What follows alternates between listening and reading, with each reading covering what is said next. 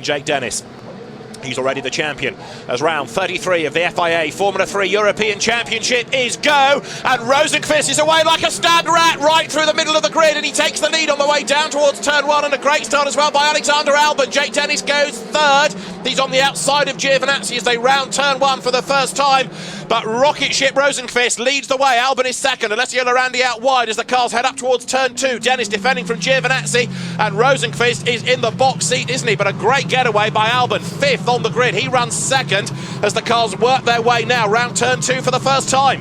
Well, pleasingly, all the cars have got away well, perhaps with the exception of our pole sitter, who clearly did not get away well and is back down there in P3, and already charges and challenges going on around the Parabolica. Three wide in the pack, here they come. Everybody looking for a bit of road, everybody looking for a bit of traction as they work their way down towards the Spitzkehrer. But significantly, it's cars on slicks making the moves at the moment. Jake Dennis going backwards in the pack as they tiptoe their way round the Spitzkehrer. The gamble, I think, about wets is not working, because even on this opening lap of the race, where it is still greasy, those on the slicks are working well. Alexander Sims round the outside of Giovinazzi, he goes third. Dennis is fifth, but he makes a move on the inside for fourth place. He does it. He gets back ahead of Giovinazzi, and there is contact in the pack. It's a Prema car that has gone around. I think that might have been Gunter, but we'll check in a moment as the leaders work their way towards us, with Rosenqvist ahead of Albon. Third is Sims, in fourth is Dennis, fifth is Giovinazzi. There's another spin, look in the background, Ryan Tvita has gone around Alessio Lorandi. Now he is on wets and he's making progress. Yes, that's very interesting to see. Yellow's out on track because of Tvita's turnaround, but through the stadium they come for the first time then. The real fascination for me is Alexander Albon. Now let's have a look at earlier incidents. This is in the Mercedes arena. This is Jake Dennis up on the inside, and he makes the move against Giovinazzi. And it was Lance Stroll, in fairness, hooking a wheel up onto the curb, and then he got into the back of Max Gunter, clipped him, knocked him around. Charles Leclerc takes evasive action, and Gunter rejoins. End of lap one, Rosenqvist leading by 8/10 from Albon, who is right up behind him as they go through turn two. Sims is third, not scoring points. Jake Dennis fourth. Charles Leclerc 12th. Job done for Jake Dennis as long as he stays on the road now. Yes. And look at the cars, just how twitchy some of them are through that section of the circuit there. As Tvita's got suspension damage. Yes. Look, it's left front towing in. So that's the end of it, I think, for Ryan Tvita. Disappointing year, really. He's stepped up from Formula Renault NEC, but he's found it quite a big jump, I think, into F3. Right, Rosenqvist versus Albon. Now, we could have another new winner here if the British driver runs under a Thai licence. Alex Albon can do something about the Super Swede up front. Sims runs third, and Albon quicker than Rosenqvist in the first sector of the lap. He's taken 3/10 out of him, and Alexander Sims goes off the road. Alessio Lorandi there, number 8, also striving to get up the order with his Van Amersfoort car. There he is, keeping at bay Marcus Pommer. Now we know that Pommer is on wets, but even though they are making a bit of progress, look, they're having to go so early for the wet part of the road. Those tyres are going to overheat before much longer. And we're right in the early stages of this race, and this is exactly what we said right at the start of the programme, isn't it? That, you know, to try and keep those tyres in their operating temperature is just never ever going to happen. They're going to be searching out for the wetter parts of the circuit as we watch our race leader Felix Rosenqvist being chased all the way by Alexander Albon. Then it's Sims in P3. The gap between Rosenqvist and Albon just 8/10, or it's down to 5/10 now as a lot of cars pick up just a bit of gravel on the exit of that turn onto the start-finish straight. But look, you can see who's on wets because they're going for the tyre cooling line, heading over the timing line. The best lap of the race had been done by Alexander Albon as he hunts down Felix Rosenqvist. Now, where's the best of those on the wets? It is Jake Dennis. He has done a 46.0. That's 8/10 slower than the race leader. That shows you the difference in pace. And where is he? He's falling back into the clutches of Giovinazzi, who is on slicks. Race leaders up towards the Spitzkehrer once again. Half a second between them. Now Albon should be able to get a tow here. He moves to the outside line. You know the score probably if you watched racing here before. Wide in, tight out. Albon will try and get the undercut, but Rosenqvist prevents him from doing so. And they blast out of the corner now in ever-brightening conditions down towards turn 7. And Jake Dennis here is coming under attack from Giovinazzi, but behind in 6th, having his best showing of the year, Alessio Lorandi, also on wet tyres. Yes, which is proving the exception to the rule, perhaps, with Lorandi, isn't it? Pommer is quick, he's on wets as well. Alexander Sims on slicks in strife there, running up a little bit wide onto the curb, coming out of turn 7 and 8. And also wide in the background, I think, was Lance Stroll in 10th spot. You just caught a glimpse of. But Alex Albon is on an absolute mission. The signature team has not had a win this year. Albon has not had a win in Formula 3. And all the incidents on the opening lap have just been deemed racing incidents by the officials. They've got enough to worry about without investigating people sliding off on the first greasy lap of the race. But Albon is on an absolute mission. And for Felix Rosenqvist, who of course has already sealed the championship by some measure, for Alexander Albon, the big incentive is to take that win, both for the team and of course for himself, to finish the season on an absolute high. Absolutely right, and he's been knocking on the door of so doing. He's Volkswagen powered, he's chasing the Mercedes engine Prema car in the hands of Rosenqvist. Same chassis, Dallara chassis for both. Yesterday Albon crashed out at that corner they've just exited, turn 1. He has done the fastest lap of the race again. He's brought the gap down to half a second as they work their way up towards turn 2. Giovinazzi is ahead of Dennis now. He did that on the approach to turn 1. Dennis is still the best of those on the wet, but that last lap was a 44.5. Albon's best is a 42.8. That's a huge margin, isn't it? You could just see how Lorandi was trying to find the cooler parts of the circuit. Oh, as Albon does have a go at Rosenqvist again at the hairpin, but Rosenqvist knows the circuit inside out and he knows where to put the car to prevent that charge from Albon. He does indeed. Jake Dennis coming under attack shortly from Alessio Lorandi. A moment ago you saw Mikkel Jensen in the orange car there, just going under the Hankook gantry, going ahead of Marcus Pommer, but Pommer goes back through on the run down towards turn 7. Pommer on wets, Jensen is on slicks. Albon still on a mission. He is right there on the tail of Rosenqvist, and fair play because he sat so close to him for 2 laps now in the dirty air that makes your own car go slower. So imagine how much pace there is in Albon if he were to get past.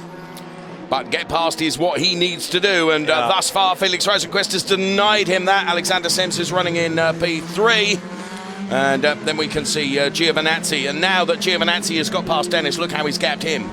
Absolutely, he's checked out, hasn't he?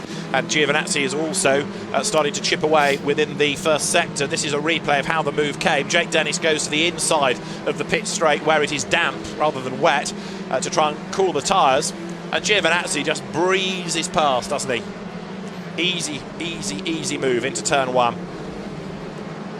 And there Pietro Fittipaldi, number 12, in a battle with Nicolas Pola, and there is contact.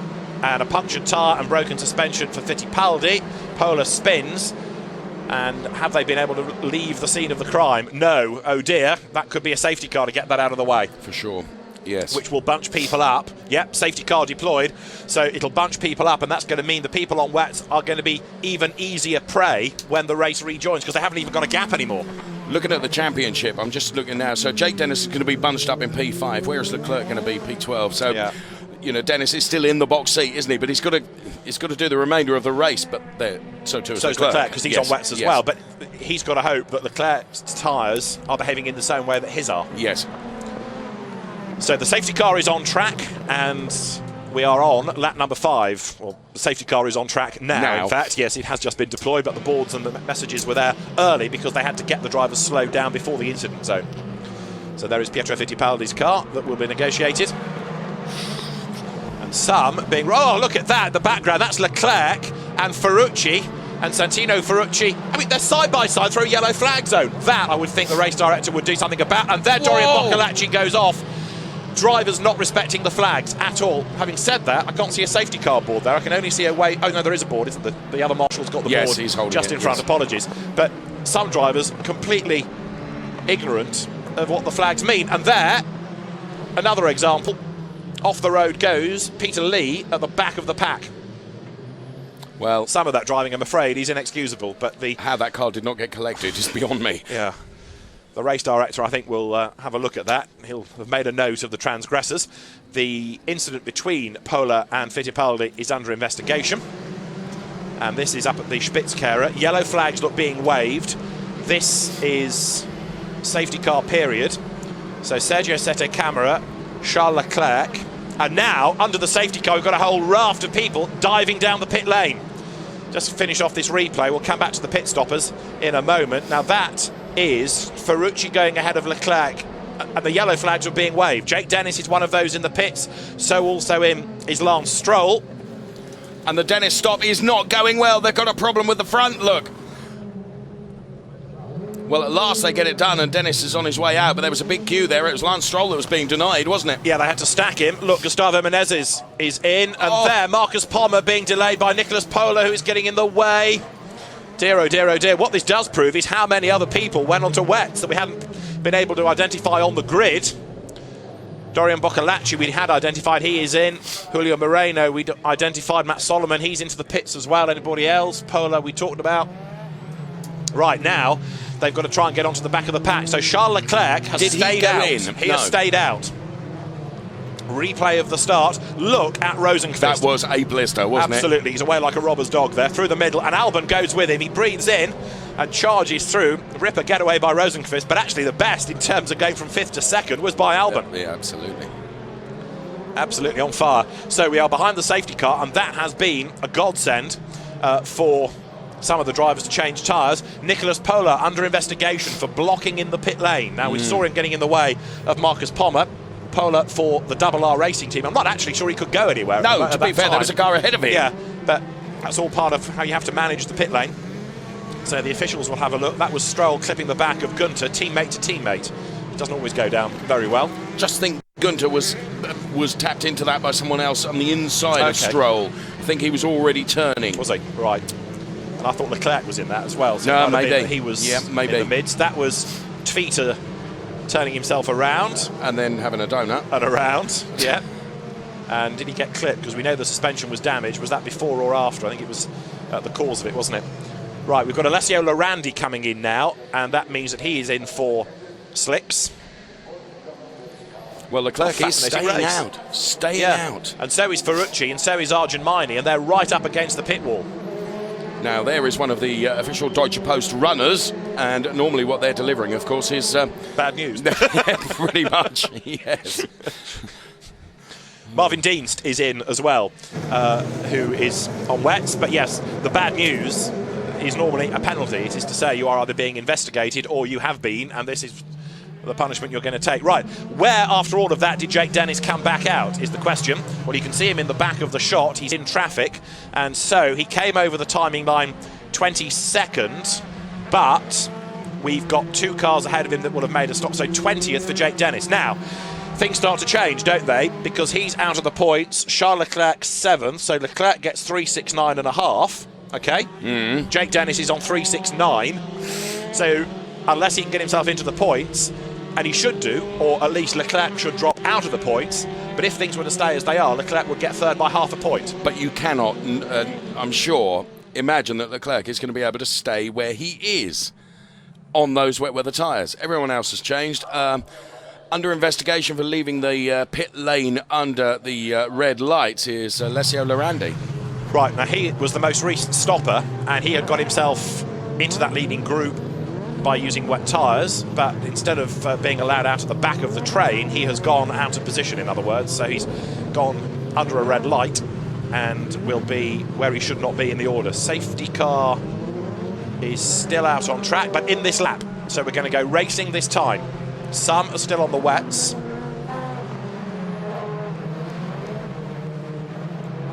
Well, fascinating. Absolutely fascinating. And there's more to come, as there, under the safety car, running off the road, Santino Ferrucci. He's on wets, I think we'd identified, hadn't we, from earlier on, but had stayed out. So the cars working their way down towards the stadium once again. You can see how much brighter it's getting. In Portimao, Felix Rosenqvist proved what an absolute star he was at safety car restarts. And of course he's going to have to do this, isn't he, with Alexander Albon right on his tail. Alexander Albon is going to really have to try and anticipate where Felix Rosenqvist is going to floor it. Look, you've got drivers going off the track to find a wet part now. If the tyres are that bad, why have Ferrucci and Miney not come in and pitted and changed the tyres? We go racing, but if people have got to drive off the track to try and keep the tyres cool, they haven't got a chance of getting to the end without the tyres overheating completely. Which is the point I'm making with regards to Leclerc and Dennis. It's not beyond the realms of possibility, is it? Absolutely not. We go racing. Let's keep an eye to how the championship third place battle is going to stack out as much as the race, because at the end of lap 7, Rosenqvist is 7/10 up on Albon as they dive over the timing line. Through turn 1 they go. Charles Leclerc with work to do to try and get himself back up the order here. But Rosenqvist, Albon, Sims is the order. Santino Ferrucci there on wets as they work their way through turn 1. And where is Jake Dennis in all of this? What progress can he make? Callum Eilert getting himself right onto the back of George Russell. In fact, Russell goes ahead of him, apologies. So George Russell picks up 10th place there, the two Carlin drivers. But Eilert has got the run now by being in the tow briefly through the Parabolica. George Russell going for the wetter part of the circuit. He's on wets as well, remember, from the start of the race and didn't pit, so he could be easy prey here as they work their way through the Spitzkehrer once again. But no, Eilert doesn't get past him. Arjun runs wide. He's about to get mugged as they're almost three abreast. Eilert does go past Russell on the exit of the corner now. Jake Dennis up the inside as well there, getting himself past Alessio Lorandi. So you see how Lorandi gained on the ignoring of the red light, and there's a car parking just at the top of the screen there, which looked like a Prema car to me. Arjun gets run out wide. Lorandi's going to get a drive-through penalty as we see cars off at the back, and one of those is one of the Artline cars, I think. Could be right. That's Julio Moreno, the Ecuadorian. Right, who was he with on track? He was around the sort of Nicolas Polar, Dorian Boccalacci area, but with a flat tyre. Harold Schlegelmilch gets back on track. So that was the Art Tech that you'd identified, the Russian chassis. He's back on track, and that is George Russell, by the look of it, who is in the gravel. So George Russell out of the race. Now George is on slicks there, so had he pitted, or had we miscalculated the factors? No, he'd not stopped, I'm afraid, so wrong to identify that on the grid. Apologies. Tanat Satiran Terakul is off as well, and the safety car is being deployed for the second time. Safety car on track for the second time. Broken suspension for Satiran Terakul. And Lorandi is serving his drive-through. Now, by trying to peer at people on the grid, I'm just questioning myself about Charles Leclerc. Need to have another look at his car if we can. And oh dear, the safety car has not been able to get out in time to pick up the race leader. So everybody being waved through now so that it will pick up the race leader on the next lap. Right, so George Russell's season is at an end. We've got the safety car out for the second time. I never quite got to use the line, did I? But they all bunched up under the safety car and so we've had another safety car, because of people being as one in the pack. Harold Schlegelmilch will limp to the pit lane in the Art Tech. So you can see the punctured tyre there, a legacy of the incident he had with Julio Moreno. And does this show us? It does. Well, from that shot, he was the innocent party in that, I would have said. Yeah, the Thai driver going into a knot. As up the inside here, George Russell's demise becomes apparent. Matt Rao involved with him. Contact coming into the stadium, in fact. So that's where George Russell ended up, a long way off the road. But again, if you've got marshals working, it's got to now be a double-waved yellow, and that means it's got to be a safety car. And who is that? That's Moreno spinning and able to rejoin. Doesn't involve anybody else in that.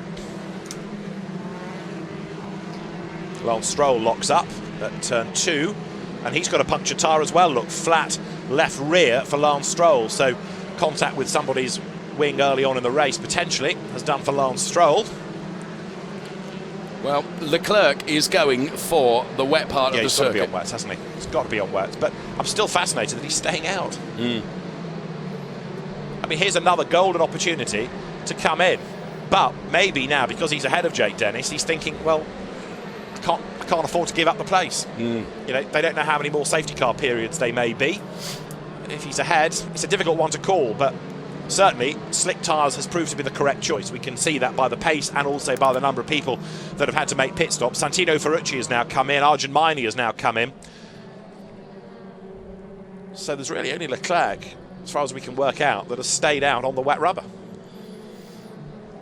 Well, I think you're right. I think he thinks now, given his track position and the fact that he would inevitably give up that place to Jake Dennis, wouldn't he? By coming in now, he's just feeling that, you know, not knowing what to expect in the remainder of the race, his best gamble is to stay out. Yeah, but I reckon Dennis will get to him anyway in the end. I think you might be right. Because of the speed he's got. There is Leclerc, and the Van Amersfoort car just earning his way through. Safety car boards stay out. It's in this time, though, the safety car. So we will see whether it's going to be a clear run to the end. We are on lap 10, so we'll go racing to start lap 11, and we've got 15 3/4 minutes to go. So it's going to be, I suspect, maybe a lap off the distance. It'll be time, ultimately, rather than number of laps. So here's one we prepared earlier. Felix Rosenqvist and his restart process, Dave. Which is very good. But Alban is absolutely sticking with him like glue. But where Rosenqvist has the advantages, he knows when he's going to floor that car, and Alban is trying desperately to keep with him there. And in fairness to Alexander Alban, he anticipated that really better than last time around, so he's kept closer to Felix Rosenqvist, but Rosenqvist still with the advantage. Alexander Sims going with them as well.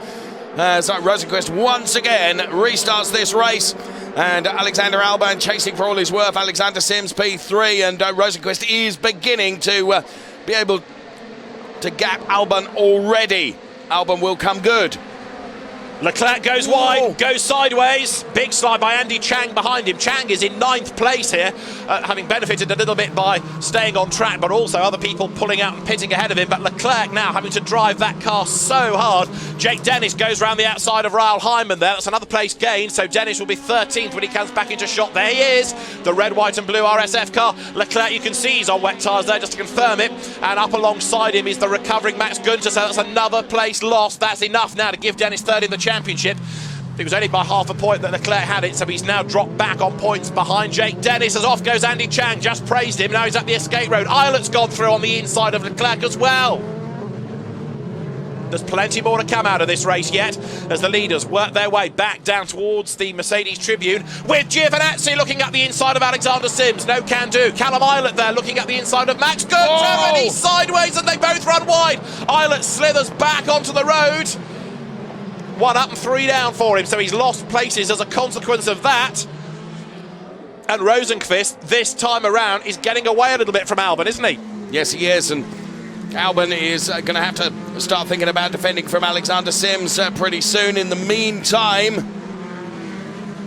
the rest of the pack come through.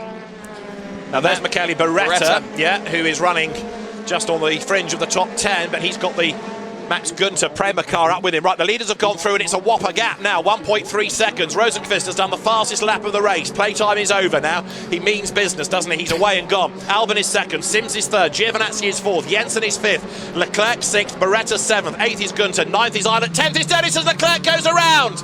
Islet's past him, Günther is past him, Jake Dennis is past him. That, if there were any doubt at all, secures Jake Dennis third in the championship if he stays on the road. Well, that cements that, doesn't it? Matt Rao gets a drive-through penalty for that instant with George Russell. Right, okay, yep, coming into the stadium. There is a sideways Islet as the replay shows Charles Leclerc absolutely on the ragged edge. He ran out wide, loses traction, back overtakes front, round he goes, and then everybody behind has to scatter. Michele Beretta goes by, but significantly, so does Jake Dennis. There it is from another angle. Michele Beretta, by the way, has had a 15th as his best finish of the year, as now Alban is under attack for second because Sims looks for a way by Giovinazzi up the inside of Sims, and through he goes. Alexander Sims ran wide there as he was busy battling with Alban, so he loses out. Antonio Giovinazzi up into third place, but look at the gap that Felix Rosenqvist has pulled. He has spent the previous 2 races looking after the team's efforts. Now this is about Felix. Absolutely. And there in replay, Alexander Sims and Alex Albon. So that was Sims up to second. Albon fought back. Now, whilst all that is going on, news about Santino Ferrucci. Overtaking under the safety car, reported to the stewards of the meeting. So Ferrucci, at the moment, in fairness, is 26th. It won't really affect the outcome of the race hugely, as you see the replay of Giovinazzi. Very opportunistic driving up the inside there to gain the place. But Ferrucci now has incurred the wrath of the officials, and Nabil Jeffrey is off the road. And we're on lap number 13, and that is coming into the stadium. It's where George Russell ended up. Guess what? Yep. Dear Mr. Safety Car Driver, please put down your newspaper, extinguish all cigarettes and prepare for takeoff, because it looks as though that's going to be deployed once again. Yellow flag will be out at that section of the circuit, but I fear the safety car is going to have to be used again to get that out of the way. Lorandi has got past Menezes there. Yeah. Lorandi, of course, serving 2 pit stops in the race. Won the drive-through, won the tyre change. So the fact that he's still in the mix is remarkable. He's 12th, despite 2 stops. It's like a GT race. That's Dorian Boccolacci getting it sideways. He's doing a Leclerc, isn't he? Yes. As he loses it coming out of turn 1. Safety car deployed. No, you don't say. Sorry. Lorks a mercy. Who'd have thought it? Boccolacci back in the right direction, carries on. He was 16th at the start of the spin. Nabil Jeffrey walks away, the Malaysian driver. And so the safety car out on track. Note to self next year, really must log how many safety cars we get over a season. There's a drive-through penalty now for Marcus Pommer for exceeding the pit lane speed limit. I tell you what, if somebody doesn't get a penalty, I was going to say, everything is being thrown at this, isn't it? There's another rainforest being felled somewhere nearby to allow for all the paperwork to be completed. Safety car on track. It will pick up the race leaders this time. Nabil Jeffrey goes and talks to George Russell.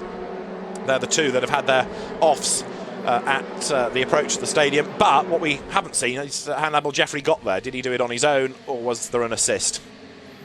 We've got 9 3/4 minutes to go. It will be time. Yes. And is this the answer? It is. Jeffrey was in the pack. There may have been a bit of a nudge from behind from Andy Chang, who was running well earlier, but then he fell down by going wide at the Spitzkehrer and then gets involved in another incident. So, unfortunately, Nabil Jeffrey is out of the race. So what's that? Our third safety car period. And George Russell and Nabil Jeffrey leave the scene of the crimes. The driver shuttle minibus is standing by to run them back to the paddock. I wouldn't leave just yet. Safety car in this lap. Oh, good. Right, Felix Rosenqvist, having just built the advantage, of course, has had it taken away by this safety car period. And so our third safety car usage of the race, as cars have to be retrieved from gravel beds. Damage you can see there to Mikkel Jensen's wing end plate, a bit like Ryan Tveter picked up yesterday in the Carlin car.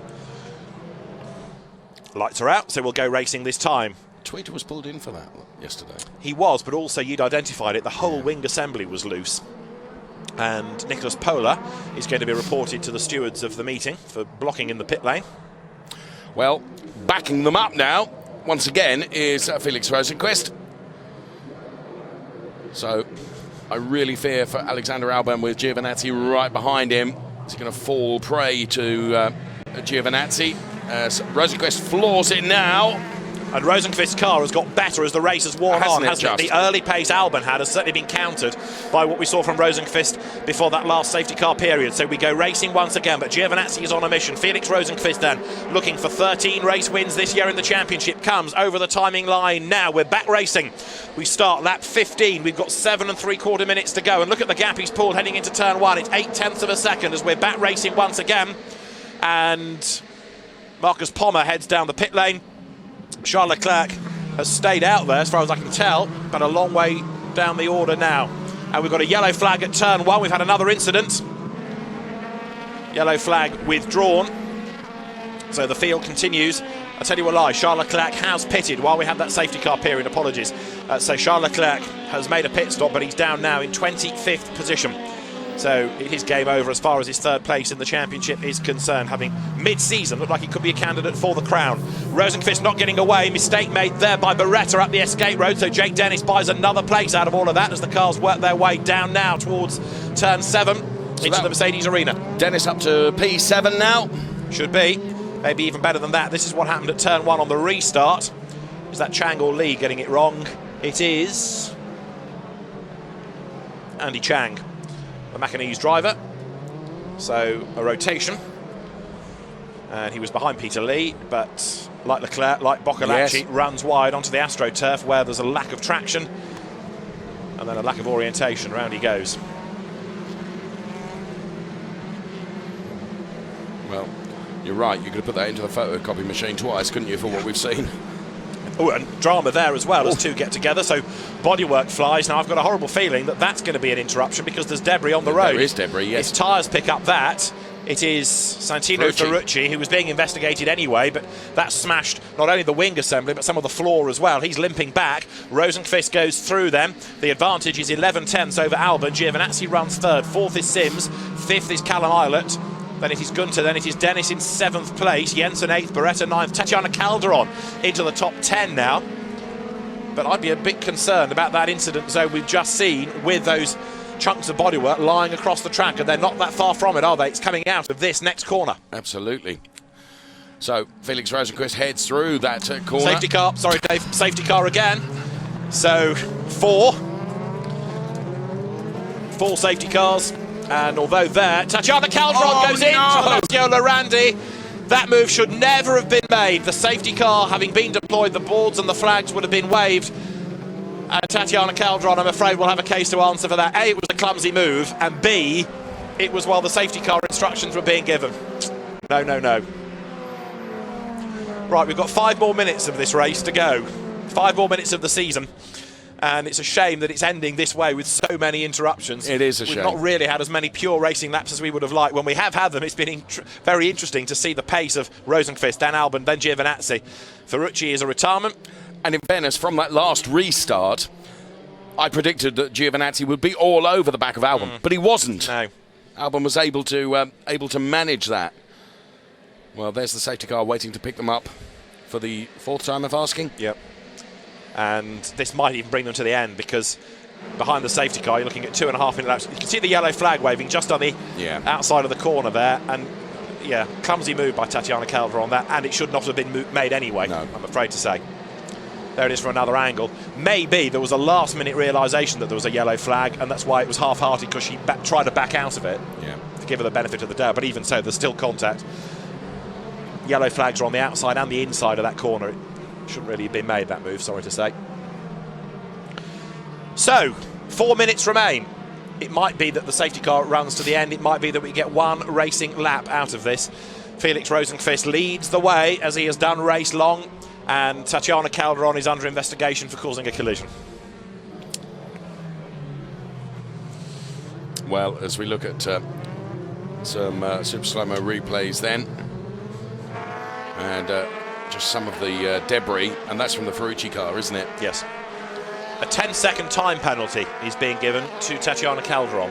So not a drive-through, but 10 seconds added to the race time. And with everybody bunched up under the safety car, 10 seconds will be very significant indeed, because there'll be hardly any gaps. So if you apply 10 seconds to where Calderon is now, that's going to put her down into 21st place, and she's running 10th. Right. So 3 minutes of the season remain, and we have still 1 or 2 more bits to get out of the way. The race control team will be trying to do this as quickly as possible, or orchestrate this as quickly as possible, so they can get 1 racing lap out of it at the end, but I'm less confident now. A season that has had plenty of drama, plenty of talking points, and a number of drivers have proved their ability. Maybe we haven't had the standouts in the way that we had Ocon and Verstappen last year, but we've had some great racing, and we have had some impressive driving from the likes of Charles Leclerc and George Russell as the rookies, for example. Lance Stroll yesterday, another one who's been a winner in his maiden season in the championship. Marcus Palmer has had a win. Of course, he'd been a successful single-seater racer. He raced in national level Formula 3 before stepping up to this championship. Also, Max Günther, a winner, having moved up from the Formula ADAC Masters Championship, so another driver in his maiden season, and the race will be finished behind the safety car. The race director, I think, has, well, yes, it's a 2-minute 11 lap, so it's going to be insufficient time anyway, but it also means there's no more chance of an incident, so I phrase this as best I can, between anybody. So the race will be finished behind the safety car. We know the result. It's a 13th win for Felix Rosenqvist. It's 3rd in the championship for Jake Dennis. The FIA Formula 3 European Championship has seen the use of the safety car an awful lot, and it will see it for the last lap of the season. Well, that's a shame that the race is being ended that way, but, you know, the clock has just, there's insufficient allowance, isn't there, in terms of time. You need to refuel the safety car, truthfully. Yes, that's right. Yes, it's on the vapours. So the cars are on the last lap anyway. They will be brought to the line, and Felix Rosenqvist, let's not take anything away from the drive that he was able to put in, because he had to cope with pressure from behind. He had to cope, and there you can see the track sweeper getting as many of the bits out of the way as possible, and those bits of car are all over the road. So yeah, you can understand why the safety car was needed, and why, with less than a minute to go now, the race has to end on this lap. But Rosenqvist, and I guess it's has fitting, done the job right. Yes, he has done the job right, and whether we finish under the safety car or not, I think it's indisputable that he would have taken the win, and you know, it's good that he's finished the season, and what has been a supreme season for him, of course, to finish with another victory. But good drive from Alexander Albon, and you know, it was that scythe at the start, wasn't it, that impressed. And had he been able to make that move earlier, given how many safety car periods we've had since, he might have been the man just having to do the defence for a lap or two here and there and could have been in the box seat. But the move never quite came despite his best efforts. But it's another second place for Alex Albon to round out the year. That will be a third, second position. Can I throw in the P5 for Callum Ilott is very good as well. It is. Seeing that he started race 1 at the very back of the grid. He's had a third as his best finish this year, but it's a good showing, you're quite right. Gunter 6th, first time out with Prema. And of course, Alexander Sims 4th won't score points by being in the guest class, so everybody moves up in terms of points being scored. Alessio Lorandi 13th after 2 pit stops. It's extraordinary, isn't it? It's a very random result. It's actually, no, it's not 13th, it's 12th because Tatiana Calderon's penalty has to be applied yet. And so the cars are going to be released up to the line, so it will be a proper finish for the checkered flag. So the safety car peels in, and Felix Rosenqvist wins the final round of the FIA Formula 3 European Championship. He wins the championship, he wins 13 races. He has certainly stamped his mark on the championship this year. Where does the career go from here? Does it stay in single-seaters? Does it move into sports car racing? Well, we'll find out next season. For now, Felix Rosenqvist can celebrate a victory. Alex Albon takes second. Antonio Giovinazzi third. With, out of that, Alex being the best rookie ahead of Callum Ilott and then Max Gunter. Well, Felix Rosenqvist, we've talked a lot about over the course of the weekend, the course of the season. A far better year last year. Massively frustrating. He went to Muka Motorsport. People anticipated, having been third and then second, that it would have been his year to win the championship, but it just did not come. And I think in the winter there was quite a lot of soul searching as to whether Felix had lost it. He had to question his own ability, but Prema went after him. There was, of course, the initial thought that he'd taken his budget to the super team, but Felix and his close associates have said, no, Prema identified they wanted a real team leader and worked hard to make sure that the deal could come together financially. They went after Felix, and he has paid them back more than just by the championship, because yesterday he did that team game to help other Prema drivers take success. And that was the point that I was going to make as we see the replay of him taking the checkered flag once again, that, you know, whatever confidence Prema Power Team had showed in Felix, he